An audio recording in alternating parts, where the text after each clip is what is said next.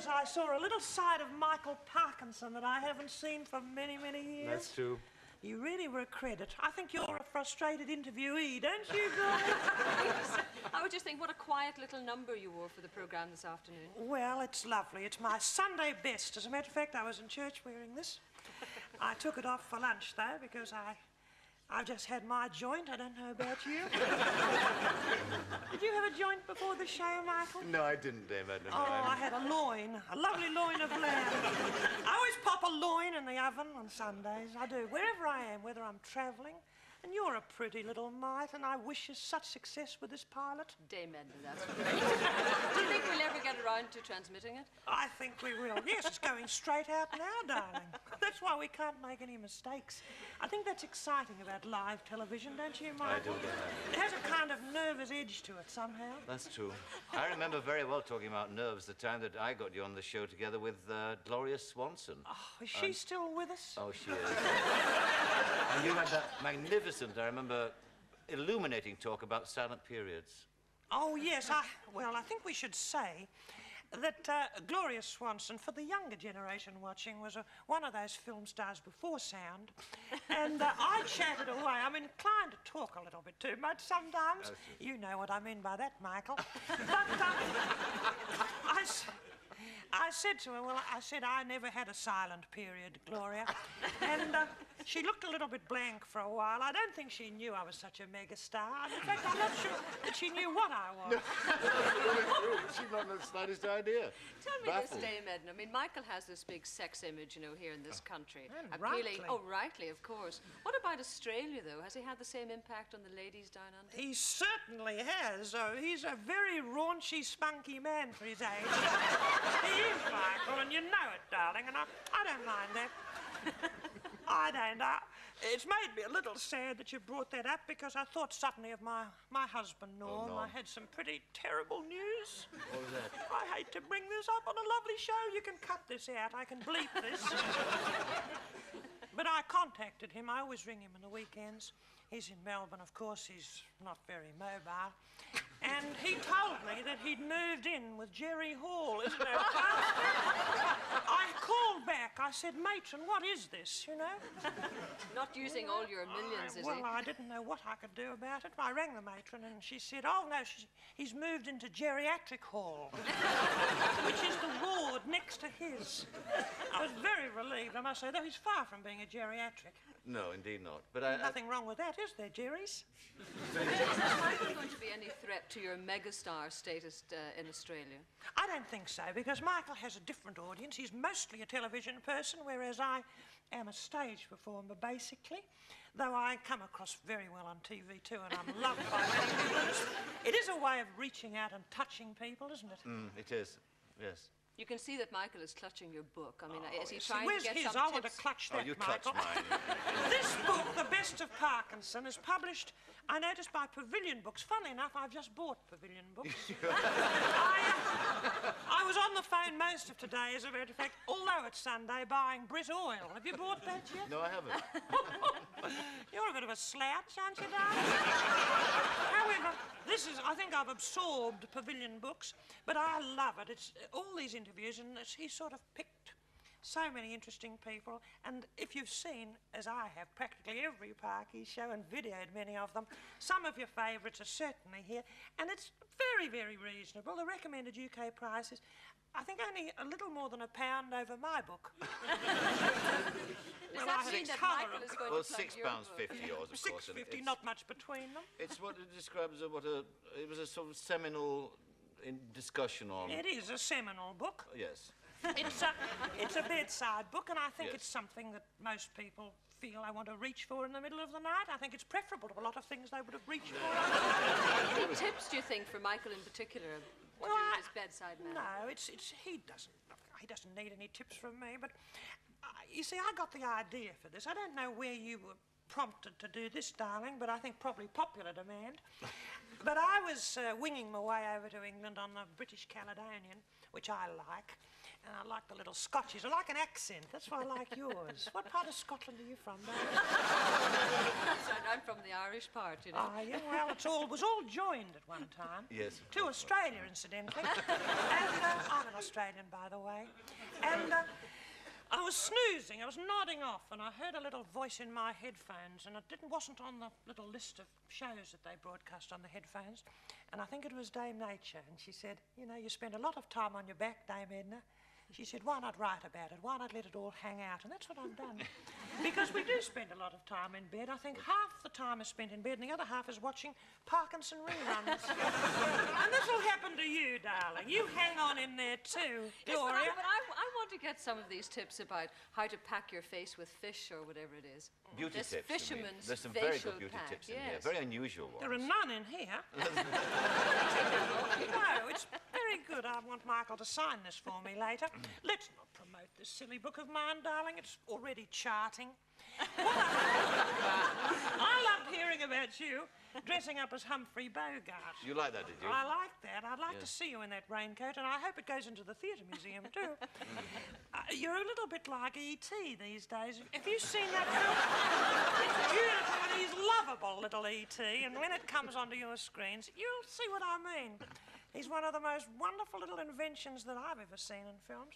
I shouldn't be promoting something I haven't got a financial interest in, should I? It'd be nice to do films yourself, Dame Edna. I mean... It's funny how very rarely I'm approached. The only approach I've had, Michael and Gloria, was to play the young Golder, you know, in that film that they done. And I thought for a bit, and I thought, no, you know, it's not for a Church of England woman to do it. You know, I wouldn't be able to bring that special something to it. But so look I at the didn't. way you have contributed to culture life in Australia. Well, I've tried. I've never thought of it consciously, you know. And I was thinking just over this weekend, you know, all this stuff about old Brezhnev.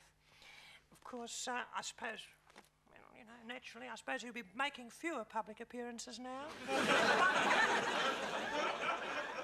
You know, if anything happens to me, you know, if I'm called, and I say if, because, well, I'll get to that, because it just might not happen. But if it does happen, I think that'll be kept from the world, not just for 24 hours, for weeks, because it would cause terrible disruption if a yucky old spooky thing happened to me, wouldn't it, viewers? It would be awful, too awful to believe. My bridesmaid, Madge Alsop, though... How is she? I'm very concerned about. I'm thinking of reporting her to the proper authorities, because she was over in East Berlin. She said she was going to a sort of Brecht concert. That's some highbrow person that she's interested in copying me a bit with the avant-garde. And she came back with an Aeroflot bag that she hadn't gone with. And a false bottom. I always knew it was a little bit bulgy. And I think she's could be a mole. It's possible. My own bridesmaid. I don't know what you're laughing at, Gloria. It was the thought of the false bottom, actually. But she's got all these bandages on her now, Dame Edna. I mean, it's all around her face. I mean, No, Michael, isn't it awful? it's We terrible. shouldn't laugh, should we? No. My bridesmaid viewers, I should fill you in. And by the way, this is the Gloria Hunniford show. Our special guests are Michael Parkinson and yours truly. My bridesmaid, Madge Alsop, is a remarkable woman, according to her husband. Her late husband, I hasten to add. But she has had pretty radical nasolabial therapy, and that means a facelift. Oh. And I paid for it, and she's mostly bandaged in the illustrations in my bedside book. So she's well and truly under wraps, but I am a bit concerned. There was a mole, talking of moles, when she came back from Germany, there was a little mole in a certain part of her anatomy I'd never noticed before. And I wouldn't be surprised if it was a microdot, Gloria. Tell me, I mean, with your book, is the bedroom your favourite room in the house, your favourite spot? Well, it is. I like the bedroom because it's a little sanctuary for me. I can close the bedroom door and I can just be an old laid-back megastar. I can have my little dreams and my hopes and my fears, and I've got a telex beside the bed to contact my husband. And, you know, that's what I think a lot of women would like. And it doesn't, nothing yucky and no funny things go on there now because I've got other drives and other juices. Are you a bit like that? You're away from your husband a lot. I'm just trying to get some tips of your bedside manner and from your But bedside you're work and all darling, these please. facials and things. You're away from your husband a lot, aren't you, Gloria? Now and Northern- again, yes. He's up there in the Orkneys or somewhere. Scotland, yes, the Irish part of Scotland. and how do you manage with this separation? You don't really want all my inner secrets. No, staying but with how do you you? cope How with do that? I? In which way? Well, I'll talk about this, the physical deprivation. Physically. You see, I'm a bit of an upfront person. You see, I've had my joint and you haven't. Well, I haven't had. That's what I haven't had my joint. It's known as doing without. Well, that's what no one was doing without. Does that satisfy you? Well, it seems to satisfy you. I love those black stockings of yours, too. Do you ever Oh, wear very any of nice, these darling. black stockings They're and beautiful. things? No. As a matter of fact, your underwear has become a running gag, hasn't it? I'd hate to have a running gag under my frock. When did you realise that you weren't? Why Notice- the audience laughing? What happened then? I think you're too fast for them, don't you? When did you realise you weren't just an ordinary housewife? A long time ago. It's a story that I've told Michael in the privacy of a television studio. But I was in a passion play and I played Mary Magdalene and it took off from there. And it has been an incredible, a spooky story. I tremble a little bit to think about it. And it's a big responsibility. Mike has told me, sometimes phones me, I get funny little phone calls. You know, I get the real Michael, as you managed to coax out of him too. And we are vulnerable. We might seem full of confidence, full of, total confidence and the ability, to have conversations like this in front of cameras, in front of millions. But inside sometimes there's a little shaky little boy in Michael, I know that. And in me too, there's a teenage girl, sometimes screaming to get out. But we have to wear this. This is something, we have to learn a certain acceptance, don't we, Michael? My body language is probably telling people things too, just as yours always does. does, I don't pick my nose, though. What do you do? Well, look, I don't do much. I don't know what I do. I think one isn't conscious of the body language. Well, you have very elegant body movements, I think. Well, I think I could have been a dancer or something Yes, I lovely think so like too. that, but I'm not. I'm called a comedian, and yet I'm never deliberately funny. It's just things that probably I say accidentally that seems to amuse people, and I don't think they're laughing at me. They're laughing with me. That's a little saying I invented just then. That's very much. What about your children, though? I mean, how they've coped with their mother's mega stardom? Well, I tell a little bit about that in my bedside companion, Michael, because I have to be frank about this and upfront because I'm not a fibber. I've had a lot of worry with my family. My daughter is more or less in the hands of store detectives most of the time. She looks a bit like Erin Pizzey, but it's not, it's not cellulite under a caftan. Generally speaking, it's more or less anything she can lay her hands on. Tell me, have you enjoyed being back in London this And I've particular spoken to trip? the doctors, I just hasten to say, darling, and they've said that it is a problem if you've got a megastar mother. You're lucky, in a way, coming from the humble background that you just briefly sketched for us a little while ago, Michael. And I came from not such a humble background, No. I'm afraid. My father wasn't a coal miner, but, he was a bit of a rough diamond and full of wisdom in a funny sort of way. My mother was very wise, though, and she used to say lovely things. And I found them all written in a little book in the pocket of one of her matinee jackets the night we burned her things. But she's in a maximum security twilight home. As a matter of fact, she's in the only twilight home in the southern hemisphere with an electric fence. And she sits there, bless her heart, she sits there in her wheelchair throwing Tupperware at the wire. And the sparks fly up. People drive for miles to see it. You know, they think it's the Milky Way or a satellite. And they've put my mother on. She's brought business to this home. They've put her on a retainer and they've earthed her chair. I call that caring on an institutional level.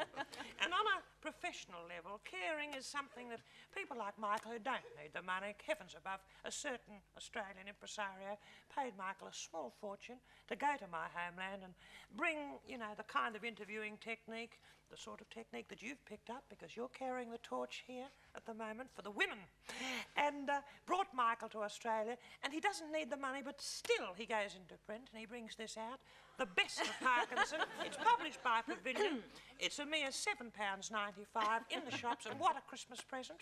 Oh, and what more can I say about your book than Dame Edna's Bedside Companion? I mean, it's quite the most important book of its kind, I would think, to come out of Australia in recent years, I would say. Thank you. Patrick White, eat your heart out. Eat your heart out. Can I just And say, so I'm sorry, I I haven't got a book to plug. I'm You really haven't? sorry I Oh. haven't got anything, but I would like to thank you, Dame Edna and Michael Parkinson, very much indeed It's for our being with us. Thank you, today. Thank you. Gloria.